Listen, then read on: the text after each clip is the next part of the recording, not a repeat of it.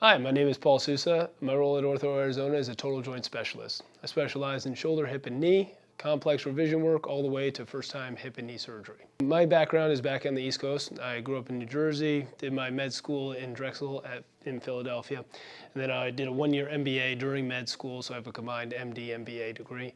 I did my training at the Mayo Clinic in Minnesota. That's where I had my orthopedic residency. I came back to Philadelphia for some specialized training in hip and knee surgery, minimally invasive approaches. I also have a great background in shoulder replacement surgery. I trained under John Sperling at the Mayo Clinic. Some of the founders of shoulder arthroplasty came from Minnesota. Orthopedics was always an important interest to me. I grew up playing sports. I played sports in college. I played football at Franklin Marshall College where I did my undergrad.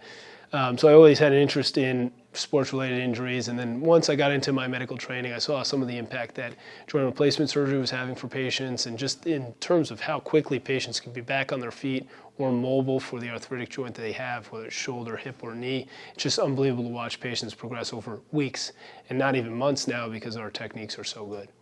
Yeah, so mostly outside of work, I'm chasing around small kids. I have a 2-year-old and a 8-week-old at home, so they're a lot of fun at home. We have a dog. I still get out to do some fitness activities, try to get out in the community. We have great hiking, great scenery here in Arizona, so it's good to get outside the house and explore nature.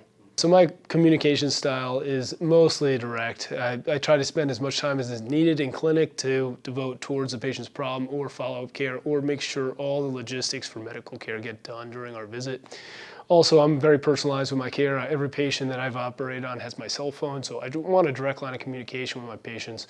I think our medical system is getting bigger and bigger and more complex, and it's difficult to navigate for patients, so having direct contact is always important.